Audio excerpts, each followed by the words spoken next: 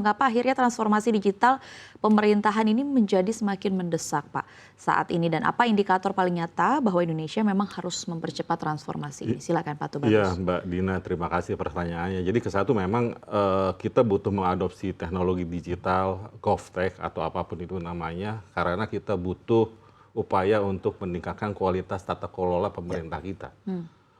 Ketika kemudian tata kelola pemerintah atau governance itu kita butuhkan untuk meningkatkan kualitas penyelenggaraan urusan pemerintahannya.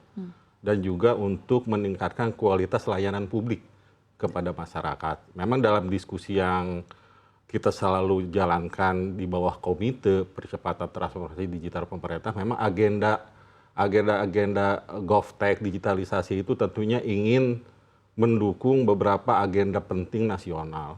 Misalkan agenda bagaimana kemudian pemerintah bisa menyelenggarakan kualitas tata kelola dalam konteks penerimaan negara, dalam konteks efisiensi belanja pemerintah, dalam konteks layanan berbisnis, berinvestasi kepada badan usaha, dan ataupun kepada layanan masyarakat.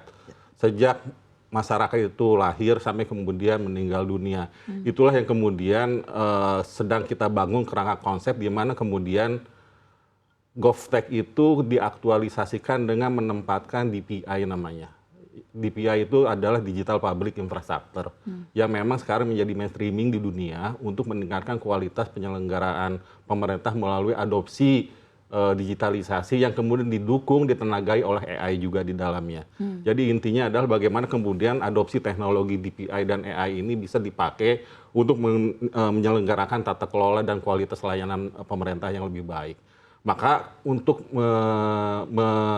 mencoba hal-hal itu, kita harus menggunakan use case sebagai latihan, karena memang ini komponen-komponen DPI ini kan banyak, Mbak Dina gitu. Misalkan ada konteks komponen digital identity gitu. Ada di Kemendagri namanya identitas kependudukan digital. Ada salah satu komponen DPI yang lainnya adalah misalnya digital payment yang memang banyak dikembangkan, udah berkembang sekarang KRIS di Bank Indonesia atau BI Fast. Dan ada juga kemudian komponen mengenai pertukaran data.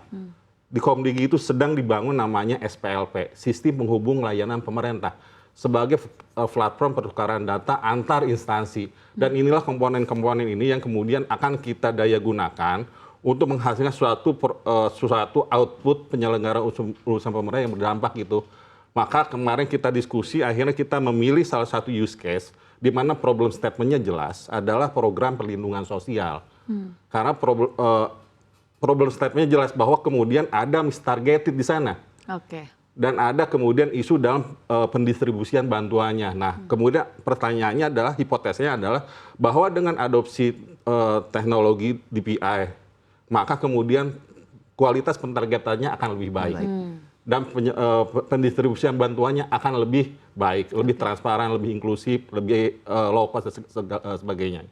Ini sekarang kita coba gitu. Semuanya sekarang bekerja under Komite Percepatan Transformasi Digital Pemerintah di bawah Perpres 94 83 tahun 2025. Jadi kita ada banyak kementerian di sana diketuai oleh Pak Luhut sebagai penasehat Presiden untuk GovTech dan digitalisasi pemerintah. Pak Tubagus, kita tahu bahwa sebenarnya transformasi digital mustahil tanpa data yang terpadu, yang real time, yang aktual. Apa tantangan terbesar dalam membangun data untuk menyatukan dan benar-benar terintegrasi, dalam artian data ini memang benar-benar bisa digunakan untuk mungkin salah satunya use case Perlinsos atau mungkin dalam case-case lainnya? Iya, ya makasih Mbak Dina. Ini menjadi sangat menarik pertanyaannya karena ini relevan banget. Karena data itu adalah oil untuk ekosistem digital ini gitu. Maka kuncinya adalah di tata kelola datanya. Jadi kabar baiknya sekarang kita lagi berproses menyusun RUU data. Mungkin teman-teman di Bappenas sekarang lagi konsentrasi untuk mengerjakan itu. Tapi poinnya adalah bagaimana data ini bisa mengalir tanpa harus berpindah database ya. Itu yang kemudian data flowing itu menjadi sangat penting. Maka kemudian bagaimana mengatur berbagi datanya.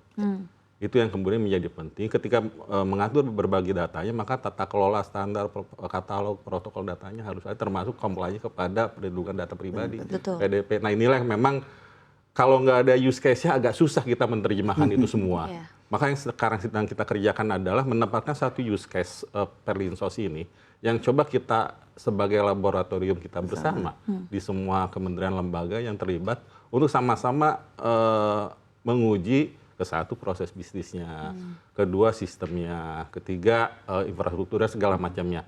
Yang pasti nanti semua komponen yang tadi saya bilang sebagai komponen DPI dan di mana datanya itu ada sebagai salah satu bahan bakarnya untuk menjalankan itu semua dapat dijalankan dengan baik. Ya harapannya kita lihat nanti Mbak Dina, kalau memang kemudian ini bisa diadopsi dan berdampak kepada peningkatan kualitas di Perlinsos, baik dari sisi targeting maupun dari sisi pendistribusian bantuannya, mungkin ini akan bisa harapannya akan kita coba akselerasi untuk percepatan penerapan use case-nya di tempat-tempat lain. Gitu. Menjadi benchmark. Menjadi benchmark gitu. Jadi targetnya Perlinsos kita ekstensifikasi rencananya tadi menambahkan dari Payon habis 32 kabupaten sebagaimana arahan dari pimpinan, dari ketua komite sudah lapor ke presiden juga harapannya nanti tahun depan itu udah roll out nasional gitu. Untuk program digitalisasi bansos di Indonesia dan memang dukungan dari Pak Mensos, Pak Gus Ipul juga luar biasa sebagai Gus Ipul selalu mengatakan ini kita jadikan laboratorium bersama gitu untuk meningkatkan kualitas penyelenggaraan bantuan sosial ini.